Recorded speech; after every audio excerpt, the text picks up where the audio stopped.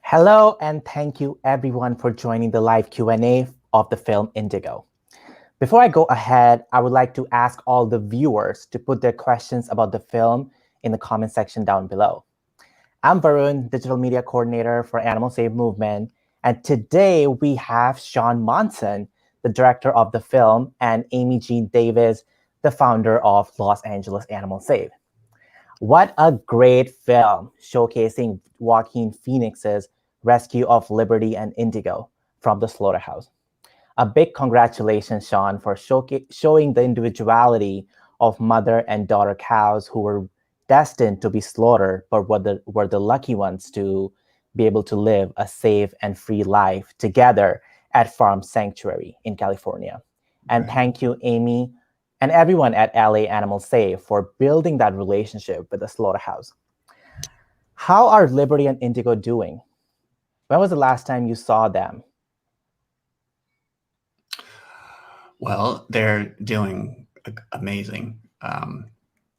Just even as Joaquin says in the film, just the energy of the one place, the feeling of the one place, and the feeling of the other place are palpable. I mean, they really are palpable.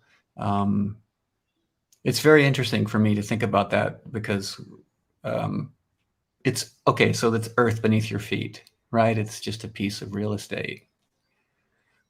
What happens at that piece of real estate carries this sort of energy, this sort of aura of some kind. And so when you're at the slaughterhouse, it just has a feeling. It's appropriately named. It's appropriately named. It is, and he calls it a house of death, and so on. And then you go within an hour from the time the animals were loaded into the trailer and then taken to a sanctuary, and then it's another piece of earth. It's another piece of real estate. It's just earth beneath your feet, but there's this whole different feeling about it. And then they got to live there for a year among other animals. And like he says, he says it best, it's like a dog or a horse. He just hadn't had a lot of contact with cows before. And then to just have them come up to you and rub them and they didn't have any animosity. It's beautiful. So they're doing well. Awesome. Amy, have you met them? Yes, I was there for the initial rescue with Joaquin and Jean from Farm Sanctuary, transporting them from the slaughterhouse to the sanctuary. And then I was also there for the filming of this. You can actually see me in the film for just a couple of moments. And being around them at the sanctuary is like a little piece of heaven on earth. You know that these animals are safe, that they're well taken care of, that they're loved, but really it's that they're safe and that they get to live as naturally as they would anywhere else. The fact that Indigo gets to nurse on her mother, Liberty, is just such a rare thing for these animals in particular, to get to experience, to get to have that bond, mother to child. So it's magical. It's so magical to be around them. And I'm really grateful to Farm Sanctuary for all of the hard work they do taking care of Liberty and Indigo, but also all of the other animals. We have saved other cows from the slaughterhouse before, and they also live at Farm Sanctuary. So Farm Sanctuary has been just amazing for us as a reliable, trustworthy place that we could bring these animals to. And they're doing the really hard lifetime work of caring for them. That's incredible. So you mentioned that you have rescued cows before the slaughterhouse. How did you manage to build that relationship with that facility? Does the owner, is he receptive to the cause of animal rights? Has he visited Indigo at Farm Sanctuary? How did that all happen? Well, it starts with the basic concept of Animal Save Movement, and that's utilizing love-based activism. We are trying to create conversations with people instead of closing them down with getting in their face and fighting with them, all the while staying completely true to this very urgent message of how to live an ethical and nonviolent life. So by looking for opportunities to engage in conversation with people at the slaughterhouse, we've been able to create these relationships. And of course, so it starts with the love-based activism, a model from Animal Save Movement, but then it goes to Shaun and his ability to speak with people and his ability to document people and the relationship that he's built with the owner from there as well. So luckily, I have Shaun, we work together to create these relationships whenever possible. And it also doesn't hurt when Shaun's able to invite a celebrity down to get involved as well. You made a really important point about, using the love-based approach to build that relationship. And that's what happened in the documentary. You build that relationship and you eventually was able to, Joaquin and the whole team was able to rescue the cows. I would like to mention for the viewers, so Amy organizes LA Animal Save vigils at Farmer John's Pig Slaughterhouse, and is it called Chino Cow Saves? Is that one you also? Animal Save is another save group along with Animal Alliance Network and LA Save. Mm-hmm. So they bear witness to animals in transport trucks in the final moment. So when Amy said that it was like heaven, I can totally feel that. After bearing witness to so many animals in transport trucks in the final moments, it's heartbreaking. And then to see the other side, where it's all freedom and liberty, is just incredible. So we're already getting comments. Someone here said the best documentary ever. Wow. Thank you for this wonderful documentary. So do you think this film will inspire the viewers, mainly pre-vegans, to start viewing other animals as individuals rather than commodities? Well, yeah, I mean, if you can get someone to watch something, for starters, which is half the battle, because never before, I think, in the history of having media, let's say we've had media for video media, let's say for about 100 years, we've had cameras since the late 1800s. So, and now more than ever with social media, we're inundated with content everywhere. So how do you get someone to even look at something? So if you can get them to look at it, then you're up against however many years they have been naturally programmed by their environment, their upbringing, their society, their culture, their religion, perhaps any number of factors. And so this new little piece of information comes in. Let's say in this case, it's a 14-minute film. I think about that all the time, Varun. I think about, okay, well, anybody listening to this or anybody who's making a comment can look at their own transformation. Let's say they've already made this connection. And what was it for them? And how old were they when that happened? It may not be just one thing. It could be a series of seeds that are planted. But it's important, I think, that each seed is a good enough seed that it takes them one step closer than as opposed to maybe one step back. The challenge with that is that when we become awakened to what the animals are going through and how horrific it is and how unjust it seems, I think it's a perfectly natural reaction to get upset or to feel anger or outrage, for that matter. And then an activist can become punitive, can become this pointing finger, and there can be a lot of condemnation to it. And listen, Earthlings is a film that makes a lot of people probably angry after they first see it. So, they can come by it honestly. But if they see it, and because of Joaquin, of course, there's interest in him around the world. So you hope, all right, they're interested in this person. Let's hear what he has to say. And then he shares the story. And then it becomes a question of the composition. Where do we start with? What's the middle? What's the end? And does it hold their interest? And is it informative?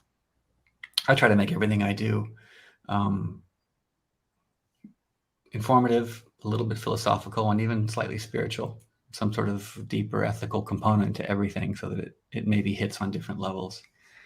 And let's hope it has a positive effect. That's my only answer to your question, is that you hope that it can have a positive and not a negative effect. For sure. We have a question here from someone on YouTube. They're asking you, how did creating this film transform you as a human? Good question. Yeah. Did you? If I may, I think Shaun's transformation may have happened when he made Earthlings, and this is less of a transformation and more of a relishing in the beauty that is life when we live nonviolently. So I think Shaun's transformation It's started, at least. sure. I mean, it's With Earthlings. On one hand, I'm shocked by new things I learn sometimes.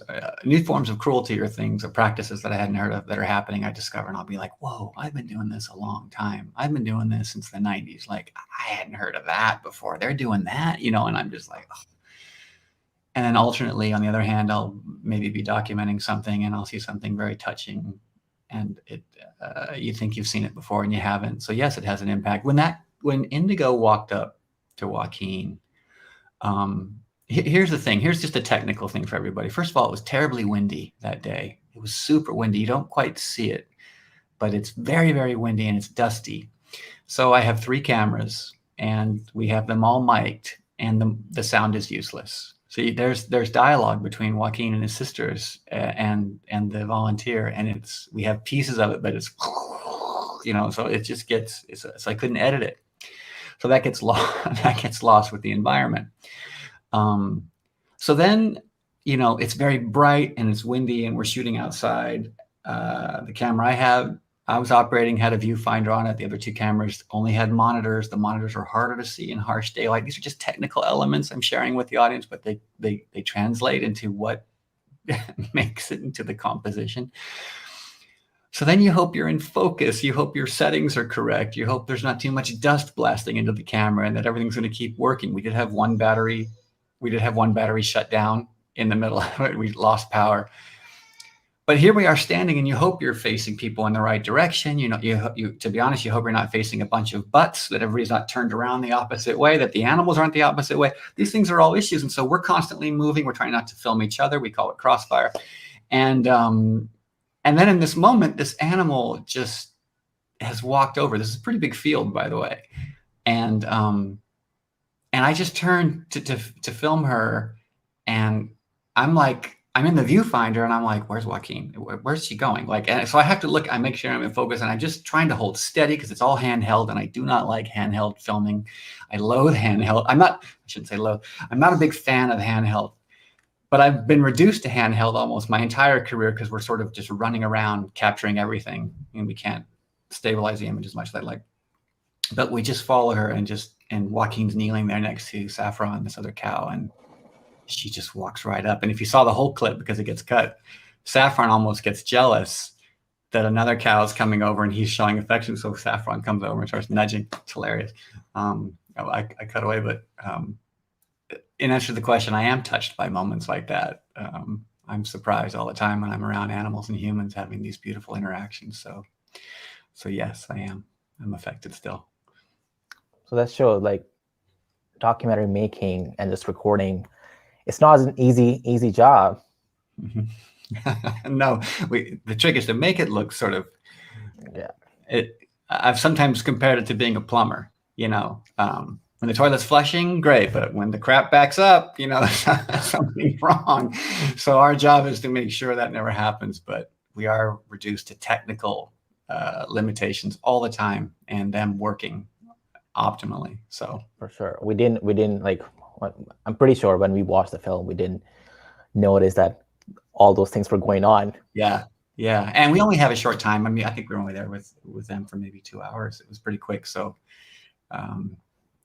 but there's also, I don't mean to belabor this point to the viewers, they may not be interested in this, but if there's any interested in academically in sort of the making of the film, you also have to sort of just let go and just kind of just capture.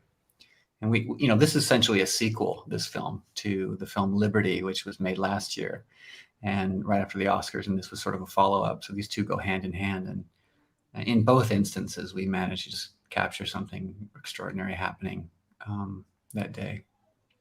Yeah. So we're getting lots of questions here.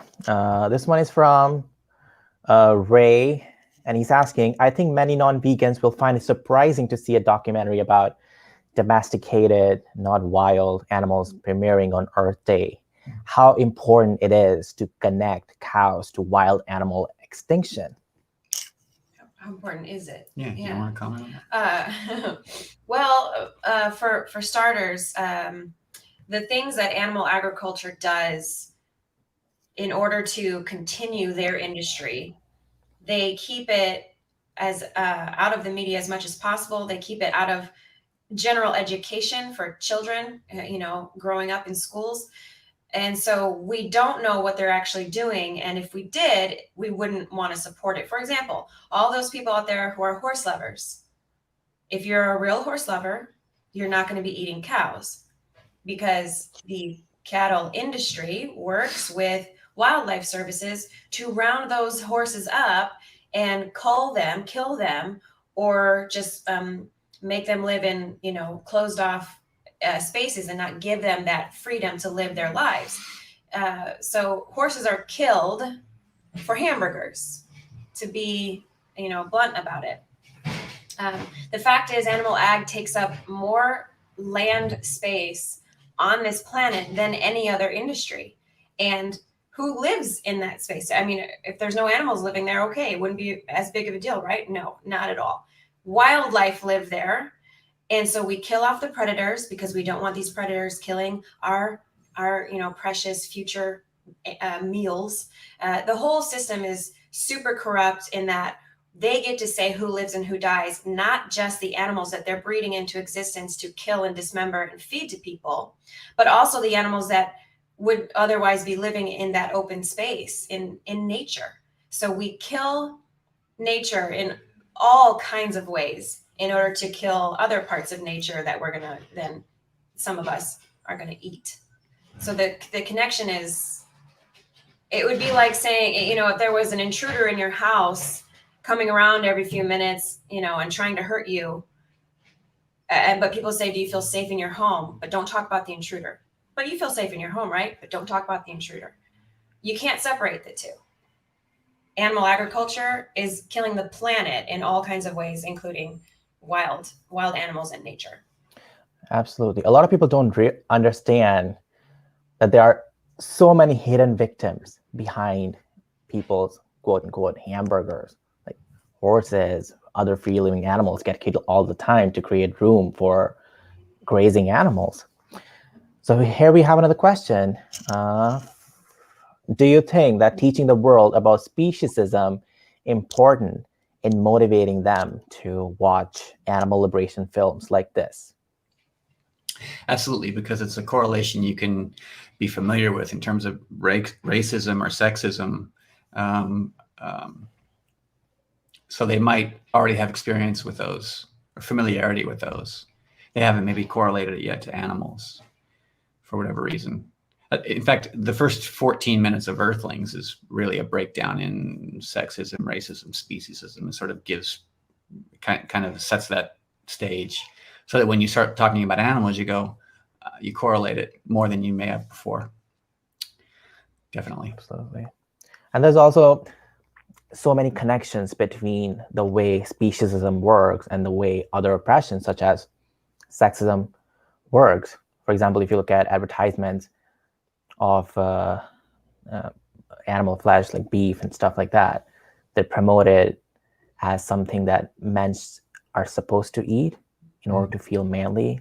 Mm-hmm. So again, it perpetuates both speciesism alongside patriarchy and other oppressions. Like there's so many examples of that. Going back to questions, we have this person asking, how can I make animal protection my career? How can I make animal protection my career? Wherever you are in the world. You have to look at it from a community standpoint. In other words, it'd be great to be Superman or Batman and to put a cape on and fly around and just go, solve these problems and bring justice to the world. But also, if each person does it in their own little community, then they are kind of saving the world. If everybody does it in their own home. So I don't know where that individual may live, but there's a lot you can do to educate those around you or help. There's always animals in need. Sadly, there's always animals in need. Even the last question when we mentioned wildlife extinction, which, by the way, I didn't go into, and the statistics are quite alarming with that. 6% of wildlife, and we're down to like 6%. And if you look at the trajectories of species depletion, wildlife species depletion, sorry, we have a little fussy baby in the background you might be picking up. It has dropped so significantly in the 90s and early 2000s that if you look at those points, you can practically project it moving forward. We could be at wildlife species extinction. We could be by the year 2026, which is astonishing. I mean, that number is that date is just right around the corner. Total species extinction by 2026, wildlife species extinction by 2026, if we continue on the path we've already been on, which ties back into the Earth Day message for this one, which is at the end, we put up these title cards about how meat production is estimated to double by the year 2050, or will double by the time we reach 2050, and how many animals we're eating now, and how we grow that food to feed those animals where they feed and graze. And I don't think it'll take much longer for the environmentalists to finally look at this. I feel like it's almost like the electric car. All the car industries for a long time were saying no, no, no, no, no. And now they're all going, at least on some division, they're going to have electric cars. So I think every environmentalist will eventually realize that animal agriculture can no longer be ignored as if it's just fossil fuels. As if it's just fossil fuels and it's not animal agriculture. Sorry, that was Thanks for sharing that. We have more questions here. This one is by Emmeline. It's about language use. Emmeline is asking, why did Joaquin use the word livestock when referring to these sentient individuals? Was it done on purpose to evolve the term till the end of the documentary? Well, sometimes it's an excellent question, of course, a fair question. Another question I get asked is, why did I say plant-based at the end instead of vegan, in the title card? I'm not saying I'm right on this, but it's a creative choice, and I do it sometimes because I feel that people might look at, let's say, veganism as such, I call it such a chasm that they have to cross, this enormous gulf, and it seems almost overwhelming.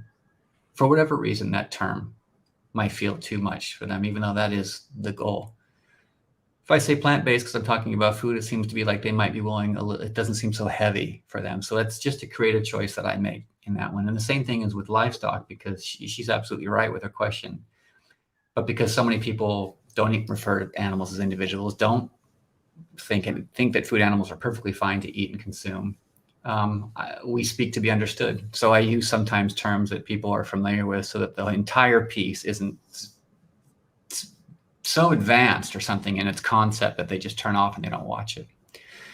So that's a choice that I make, and I'm aware of it. And I'm just trying to reach as many non-vegans or pre-vegans as possible and have them just listen and understand what I'm talking about. So thank you. Here's a question. Maybe Amy will be able to answer this one. I know Joaquin has attended vigils at LA Animal Save. How important it is to bear witness to those animals that cannot be rescued? I think that it's incredibly important, just for the fact that if we say that they're not worth bearing witness to because they're about to be killed, it's a way of objectifying them a similar way that animal ag does.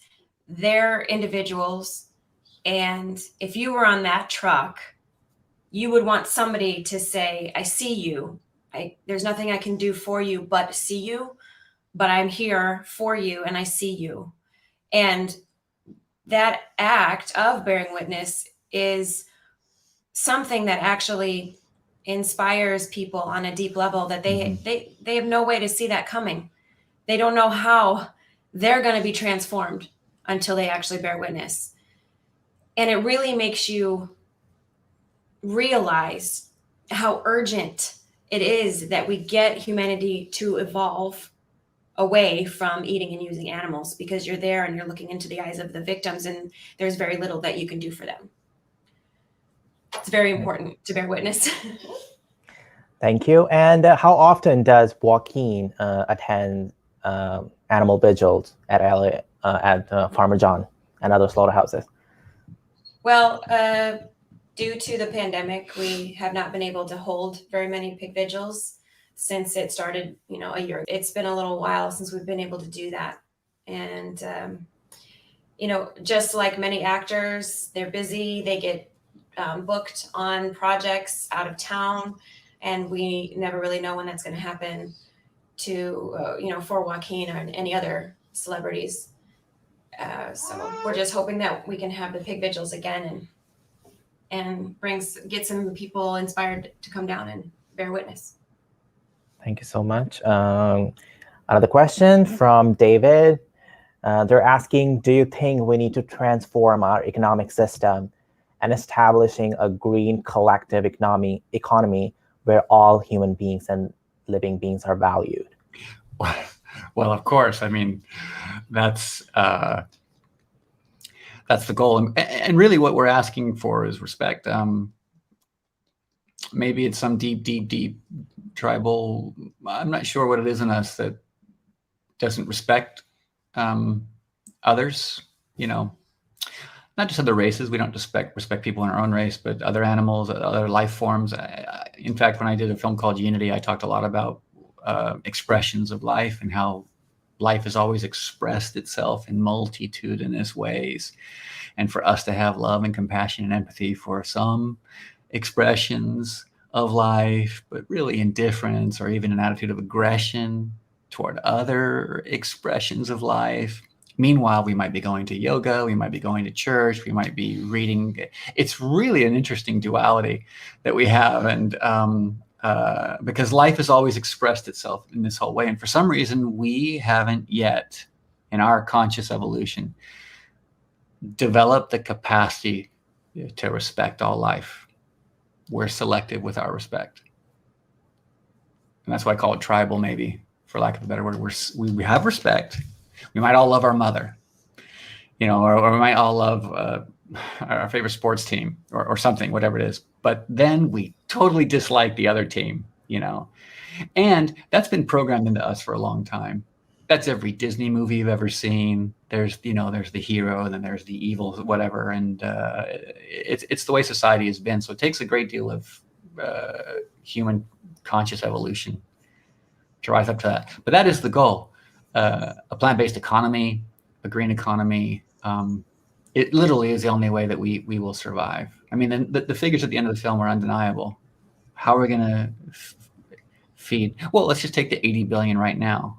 So at any one point, there's not 80 billion animals on the earth being raised for food in the course of 12 months. But there's about 28 billion. So you got to look at about it every 4 months or so, because they're being born and they're being slaughtered. So, but about 80 billion in a year is the number. It doesn't include seafood or fish, by the way, which is astounding. It's another figure. It's not even measured in individuals. It's measured in tons. So we can't have 80 billion animals that we're breeding and that we're feeding annually, but 28 billion.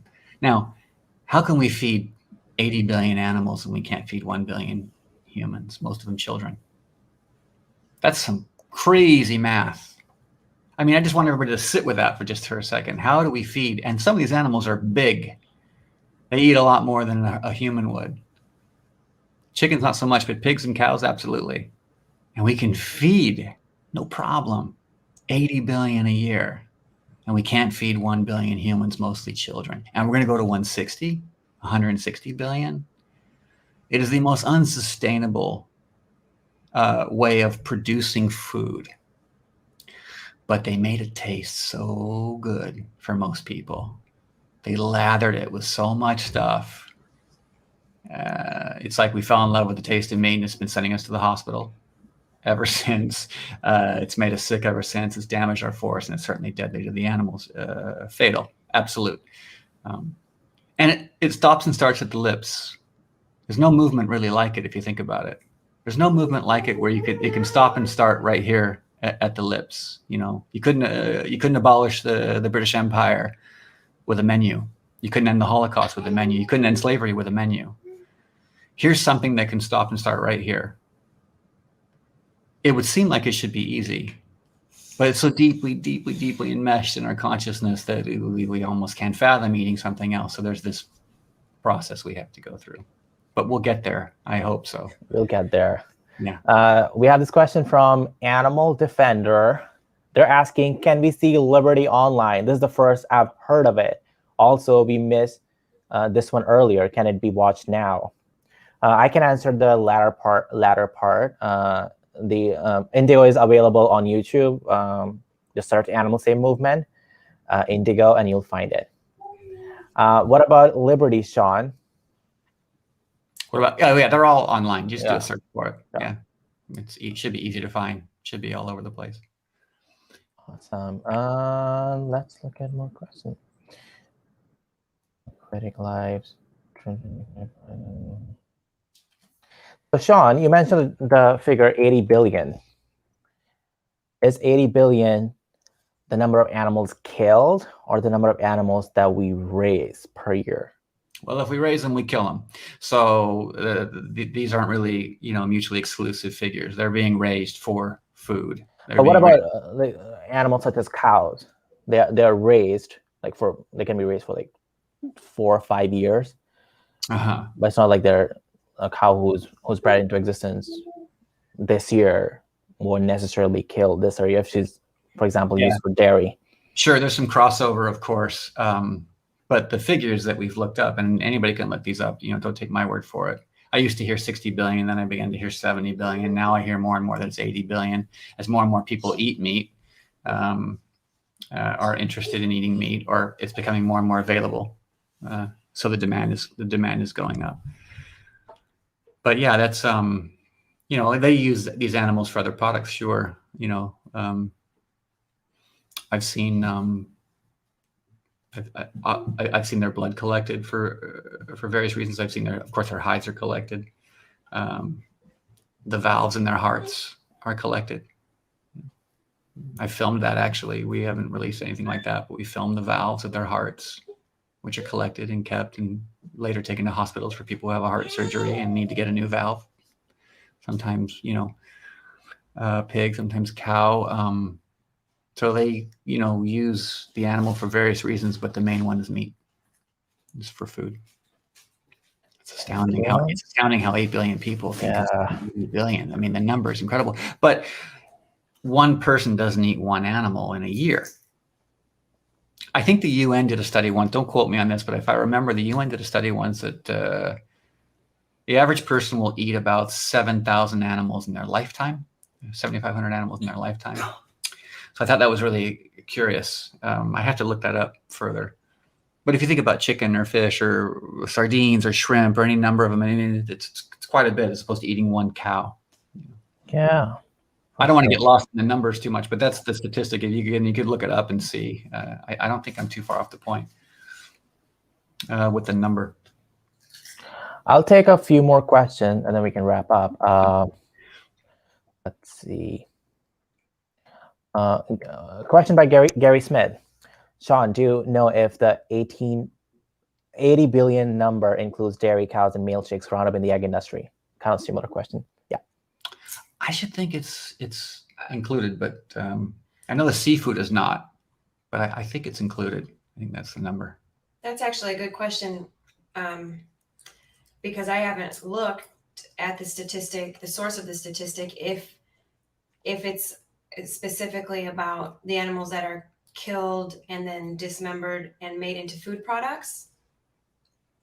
If it's just those animals, or if it does include what the industry considers byproducts and just general trash, which would be is definitely male chicks from the egg industry. I'm not sure if they even bother to count those animals. I don't know. So it's actually a really good question, and we should find out. Let's see if we can find out. Yeah. The egg industry part, I read that it's around 7 billion male chicks killed a year. In eggs, yeah. Yeah.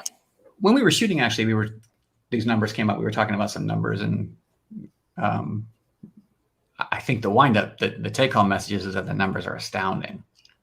They're incredible. And where do you put them? And where do you put all these animals, and how do you feed them all? You know, I did this one thing once. I won't talk too much about it, but we took a person who does nothing but works in animal agriculture, who was willing to come over, and we took him over to Beyond Meat, actually, and we showed them how they produce, animal protein, plant-based proteins, as opposed to animal protein. And these two CEOs sort of were talking. It was very, very interesting. And what really caught the animal ag individuals' attention was how much money the plant-based protein was saving. It was the money that was intriguing, because you cut out all these extra steps from, let's say, cows, breeding cows, raising cows, feeding cows, transporting cows, slaughtering cows. And then, and you start right with the protein. In this case, it's a plant protein. You cut out all these steps, and at the end, you still have a burger, so to speak. And the economics of that were astounding. That's been thoroughly covered by the Rethink group. You can read the Rethink X reports, and they talk about how the plant-based movement will progress to a point by 2030, certainly by 2035, where it's almost no longer feasible to raise animals for food anymore, because the plant-based proteins are so good and so efficient and so quicker to process and affordable, that it will purely be for economic reasons. Sadly, it wouldn't be for ethical reasons. It wouldn't be for health reasons. It wouldn't be for the environment. It would be financially. And you can compare it to the automobile. You can compare it to the combustion engine. For instance, I have a truck, and I only have a truck because we have animals and we rescue animals, and we have a trailer. And the truck has 2,000 moving parts in it. And a Tesla has 18 to 21 moving parts. This is significant to think about, because the powertrain on a Tesla will go 500,000 miles. How many of you out there with your combustion engines can go 500,000 miles? And they'll hit 1 million. They'll hit 1 million on that. 20 moving parts in that car versus 2,000. So will people adopt electric vehicles because it was ethical or environmental or better for the health? No, it'll simply be more efficient. As much as it pains me to say that the move towards a plant-based diet, I would love it to be more of an ethical awakening more than anything else. We may find in 10 or 15 years it is simply economically more feasible, and that the earth can't sustain that 160 billion animals. And I'll go so far as to say that the meat industry might even begin to discover the economics of it. Well, they are. Some of them They've are. already started. Yeah. They see the market, and they are creating the products that, some are calling trendy and a fad. because they either they see it, or they have financial and market projection advisors telling them that the future is in plant-based foods. And so these animal-based food companies are now coming out with their own plant-based food products. And that will only continue. I mean, even right in this moment, we have no idea how many of these huge killer corporations are actually doing R&D work on a plant-based product. And they're launching it tomorrow. They're going to launch it in a month. So many of them are working on that right now. And it's a good thing. It's, we can dissect the pros and cons of capitalism and corporations, but the bottom line is, if they make it available to pre-vegans to buy tomorrow versus a year from tomorrow, it's faster for the whole movement. And there are complications, major complications, in the form of our government and subsidies that are taken from our tax money and given to the meat and dairy industry.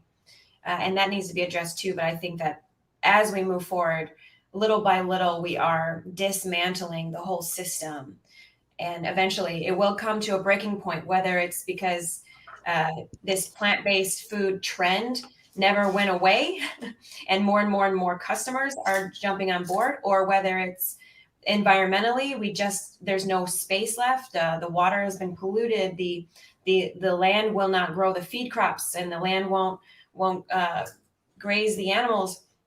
or whether it's hopefully ethically, where people just say, I will not participate in an oppressive regime such as animal agriculture anymore, whether it's the oppression against the animals, which should be obvious, the oppression against the workers, the oppression against the communities where these factory farms are located and poisoning their air and the water, whether it's the oppression of any number of entities, beings, or things that animal ag oppresses. Hopefully that will be the thing that makes the collapse come very quickly, because it's just for me it's a very hopeful thought, because I want to think the best of humanity. For sure. I really love the point about Shaun, about how economical it is to produce plant-based alternative, plant-based meats, because you're not investing in the middle parts, feeding animals, raising animals. The whole process. Yeah. Yeah. I tested one, a friend of mine, Roger, or at Live Kindly, they did something that was incredible. It was a plant-based chicken, and I think he told me there was 4 ingredients in it. It was 4 ingredients. 2 of them were water-based. So, and we tested it. It was incredible. So that's a sort of an innovation and a market disruption, like other disruptions that have come in and shook up the market in the past. This could be another disruption in the next 10 to 15 years. Actually, it would have to be for climate change, because as Dr. Silas Rao was just saying this past week, what is there, 16 gigatons of what's in the permafrost? Is this enormous number of carbon in the permafrost? Or was it methane? One of the greenhouse gases. And if we hit 1.5 degrees, it just releases this bomb. Oh, carbon, because it's the carbon ice bomb. The carbon ice bomb. So that's why I talk so much about climate change at the end of this, because the two are really inseparable, are inseparable. But the focus, of course, with climate change, with governments and industries, has predominantly been fossil fuels. And so we have to focus more on animal agriculture's interest. But of course, they're going to, this is life and death to them. So they're going to fight to keep, they'll probably happily put all those trucks, pigs and chickens, in in electric trucks. And they'll probably happily put solar panels on all their facilities. Sure. No problem. Just keep selling cows, chickens, and pigs.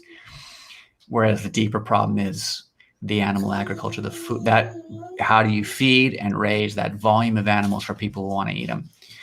This is kind of a different project to get into, but we touch on it a little bit in the film. So anyway. Thank you. Before we wrap up, there's one last question I'll take. It's from Anita. Will you enter Indigo and film festivals?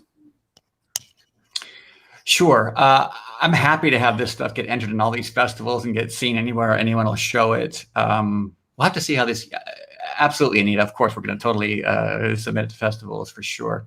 And let's hope festivals are they might be online festivals again this year. We'll have to see how it works out, but hopefully people will see it, which is all that really matters.